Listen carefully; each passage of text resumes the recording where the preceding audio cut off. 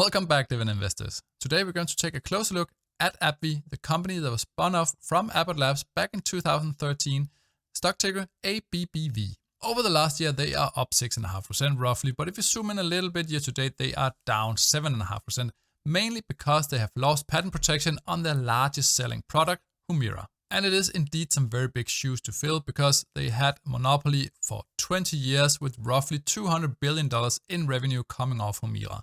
And there is a lot of biosimilars expected to enter the market in 2023, but still, last earnings report, AbbVie actually exceeded expectations, mainly driven by strong sales of some of the innovative drugs such as Skyrizi and Rinvoq. If you take a closer look at how it compares towards the S&P 500 over the last 5 years, you can see they actually follow each other pretty nicely. Sometimes they overperform, sometimes they underperform, but in the end, they actually ended up right around the same results. And if you're going to take a closer look at some of the dividend stats, they currently yield 3.95% with a payout ratio of around 46%. They have a 5-year growth rate of around 12% and a dividend growth streak of 9 years, and the annual payout is just below $6 per share. And if you take a look at the dividend history, it's really how we want it to be, up and to the right, with steady increases all over the board. And if you scroll up a little bit, you can see here indeed consecutive years dividend growth 9 and consecutive year of dividend payment also 9. Jumping a bit into the financial statements, you can see here they did have a really nice increase in their revenue. Back in 2018, 32 billion in sales. December 22, 58 billion. If you come down here to the net income, that is also something we really want to see, that it grows a lot. So 5.6 billion, up around 11.8 in the last report in December 22. They did have a pretty bad year back in December 2020, but I think everybody really can understand why. Also, something we are interested in is in the cash flow statement, because we do want free cash flow to cover the dividends in the future. So what we can see here is cash from operations goes from 13 billion up towards 25 billion roughly. But look at this, the capital expenditure, 600 million, 500, 700, 700, 700, 700. They aren't using that much cash at all to generate their free cash flow basically. So they are generating a lot of free cash flow. And if you come down here to the bottom so you can see the free cash flow per share, you can see here it sits around $13.7 to $14. And if you remembered, the dividend was just shy of $6 per share. So there are a lot of free cash flow also in excess after they have paid the dividend. Plenty of room to grow and plenty of room to make acquisitions, research and development, and so on. And research and development is something that AbbVie has spent a lot of money on, which is good because that is building pipeline and also generates some success in the future. If you quickly want to see where the analysts are in terms of AbbVie, you can see here they have it actually rated as a buy on Wall Street, but there's a lot of analysts who has it as a strong buy, some has it as a buy, but most of them actually has it as a hold right here, which is something to keep in mind for later. And if you come down here to the potential upside in the price target, you can see the average price target is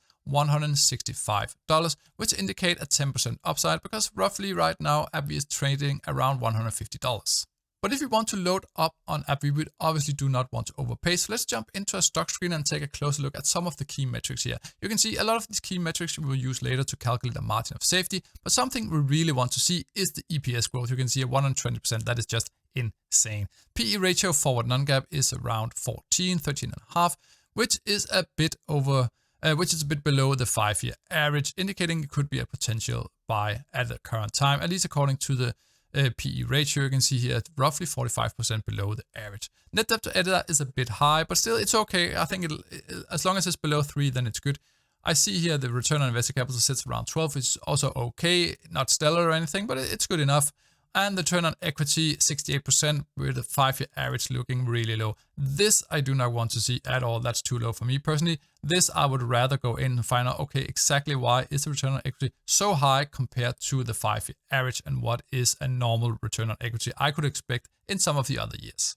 And you can see here the gross margin, so they are generating a lot of free cash flow, means that the expenses to produce the product is very low. So you can see the gross margin is extremely high. Operating margin, I'm not sure. I would like to double check this, obviously, since it's negative. But you can see here the 5-year average sits around 30%. So the profit margin, when we go down in the end, sits at 15%. And they are indeed able to actually grow their operating margin. So they are freeing up more cash in the future building the business. Some of the dividend stats you saw earlier, you can see the payout ratio was indeed not at all 118%. So I think we will need to do some trickery later when we get to the summary. But let's jump into the dividend data and see how it looks. Let's zoom in a little bit before we do that. You can see here, it's pretty steady over the board. They had some pretty big increases back early. You can see here 40% right off the bat in some of the years. And as you can see here, we're getting close to the 10-year average of around these 11%.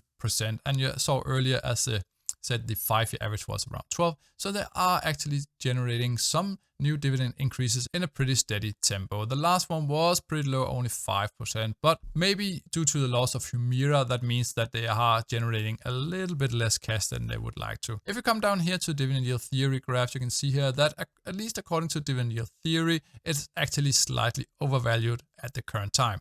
But we do have a lot of other valuation methods. So if you jump into them and then quickly go through how they are working, you do have the discounted cash flow where you do take the free cash flow. You then project those into the future using the cash equivalents, total debt. You can get a fair value of them. And also dividend discount model where you take the dividend payout, combine that with the weighted average cost of capital. You can then calculate intrinsic value. Since the growth rate is quite high compared to the weighted average cost of capital, it's really not nice to see right now. The intrinsic value is negative, so we would have to exclude this one. Multiples valuation, where we do take some comparable companies. If you didn't see my latest video on Gilead, you can always go into that and take a closer look at that one. But it gives us an average price or average PE we can then use to calculate a stock price. Next up is the Graham's price valuation model. I do not think this is a great model for this one since the growth rate is expected to be negative in some of the coming years, so I will be excluding this one.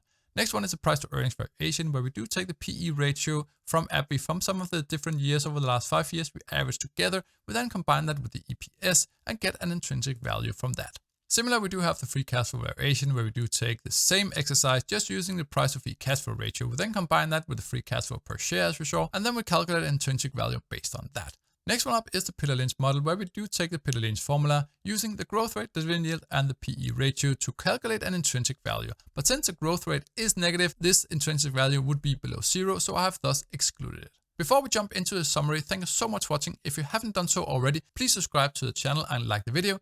Let's jump into the summary, where we do have excluded some of the valuation methods we have already seen, but the remaining ones we do have, we average together to get an average intrinsic value of around 140.